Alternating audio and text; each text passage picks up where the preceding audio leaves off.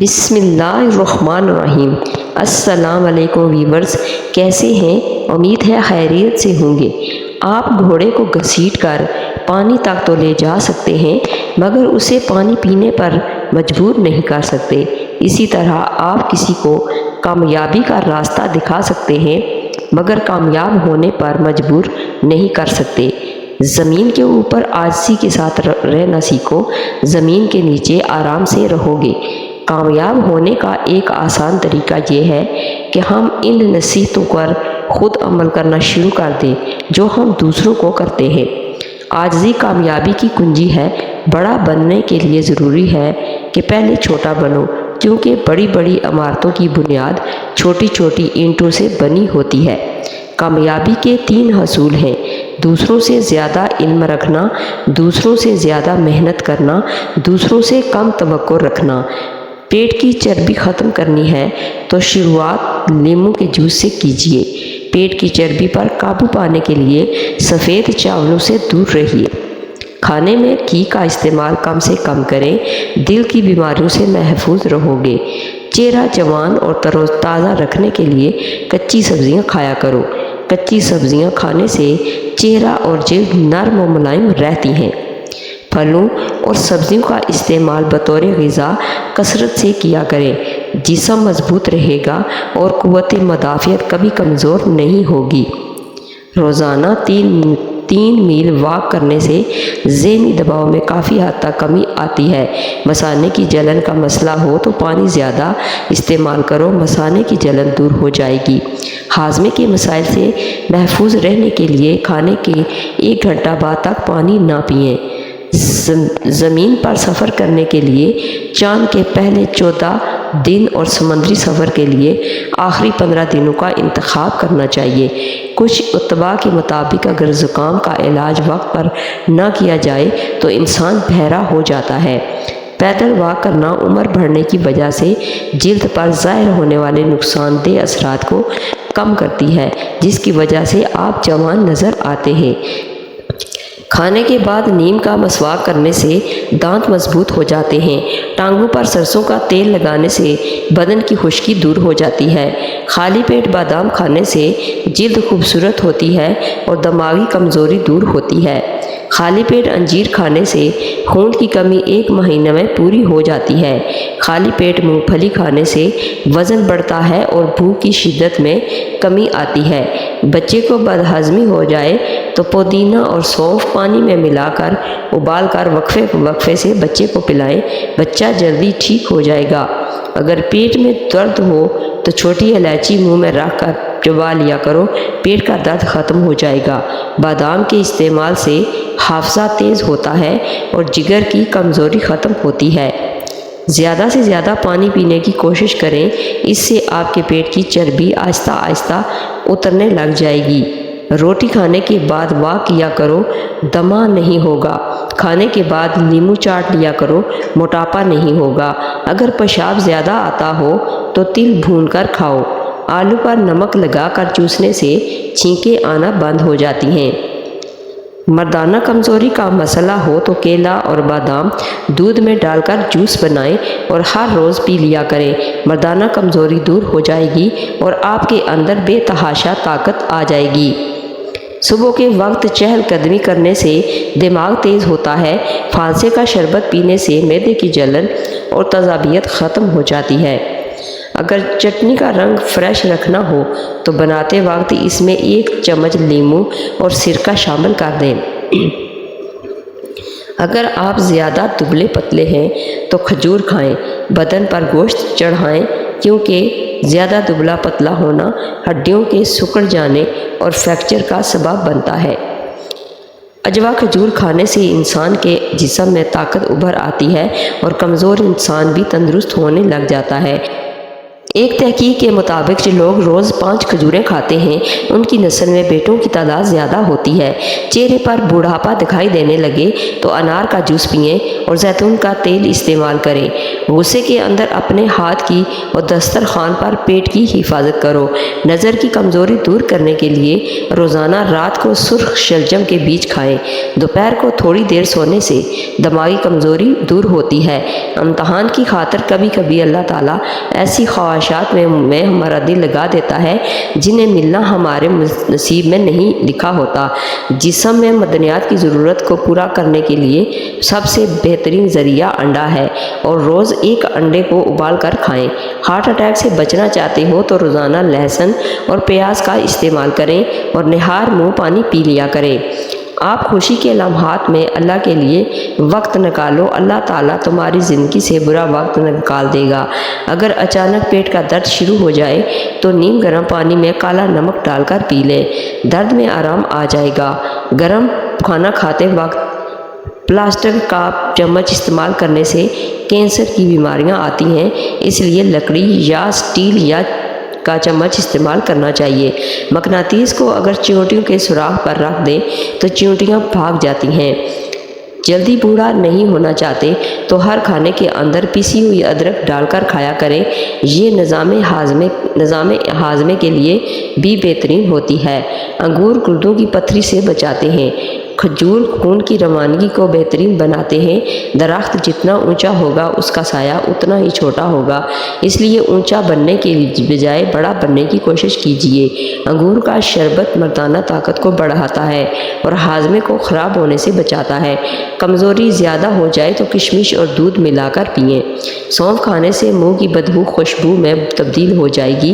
ایک تحقیق کے مطابق غصہ انسان کے حافظے اور ذہن کو کمزور کر دیتا ہے اور جلدی بڑھاپا آنے کا سبب بنتا ہے۔ اگر مسلسل 3 دن تک مسواک یا برش نہ کی جائے تو دانت پیلے ہونا شروع ہو جاتے ہیں، اس لیے دن میں ایک بار دانت کی مسواک یا برش ضرور کیا کریں۔ اگر ہڈیاں کمزور ہو گئی ہوں تو گائے کا دودھ کا استعمال آج سے شروع کر دیں، انشاءاللہ آپ کی ہڈیاں مضبوط ہو جائیں گی، کیونکہ اس میں کیلشیم کی مقدار زیادہ ہوتی ہے جو کہ ہماری ہڈیوں کے لیے بہت اہم ہے۔ بچے کی تعلیم میں بسم اللہ کا آغاز اس دن کرنا چاہیے جو کی پیدائش کا دن ہو۔ اگر کیلے کے چھلکے چہرے پر لگائیں تو کبھی کریم لگانے کی ضرورت نہیں پڑے گی۔ کیلا اور انگور ایک ساتھ کھانے سے کبھی موشن نہیں لگیں گے اور معدہ تندرست رہتا ہے۔ روزانہ سوکھی میتھی کا قہوہ پینا یہ دمے کے لیے مفید ہے۔ روزانہ صبح صرف 3 منٹ چل لینے سے آپ کی چربی پگھلنا شروع ہو جائے گی اور آپ کا جسم دن بدن سمارٹ ہوتا جائے گا۔ پاؤں کے تلووں پر تیل کی مالش کرنے والا بندہ بہت کم بیمار پڑتا ہے۔ بحث اور لڑائی کے دوران اکثر زیادہ غصہ اختیار کرنے والا بندہ صحیح اور حق پر ہوتا ہے۔ جو عورت اپنے شوہر کی عزت کرتی ہو اس کی اولاد نیک ہوتی ہے۔ گرم دودھ میں انڈے کی زردی ملا کر پی لو، چہرے کی ساری جھریاں غائب ہو جائیں گی۔ شیر اور شارک دونوں پیشہ ور شکاری ہیں، لیکن شیر سمندری شکار نہیں کر سکتا اور شارک خشکی پر شکار نہیں کر سکتی۔ شیر کو سمندر میں شکار نہ کر پانے کی وجہ سے ناکارہ نہیں کہا جا سکتا اور شارک کو جنگل میں شکار نہ کر پانے کی وجہ سے ناکارہ نہیں کہا جا سکتا۔ دونوں کی اپنی اپنی حدود ہیں جہاں وہ بہترین ہیں۔ اگر گلاب کی خوشبو ٹماٹر سے اچھی ہے تو اس کا یہ مطلب نہیں کہ اسے کھانا بنانے میں بھی استعمال کیا جا سکتا ہے۔ ایک کا موازنہ دوسرے کے ساتھ نہ کریں، آپ کی اپنی ایک طاقت ہے اور اسے تلاش کریں اور اس کے مطابق خود کو تیار کریں۔ کبھی خود کو حقارت کی نظر سے نہ دیکھیں بلکہ ہمیشہ اللہ سے اچھی امیدیں وابستہ رکھیں۔ یاد رکھیں ٹوٹا ہوا رنگین قلم بھی رنگ بھرنے کے قابل ہوتا ہے۔ مویشی گھاس کھانے سے موٹے تازے ہو جاتے ہیں، جبکہ یہی گھاس اگر درندے کھانے لگ جائیں تو وہ اس کی وجہ سے مر سکتے ہیں۔ کبھی بھی اپنا موازنہ دوسروں کے ساتھ نہ کریں، اپنی دوڑ اپنی رفتار سے کم کوئی کرے، ضروری نہیں کہ آپ ہر دوڑ کا حصہ ہوں۔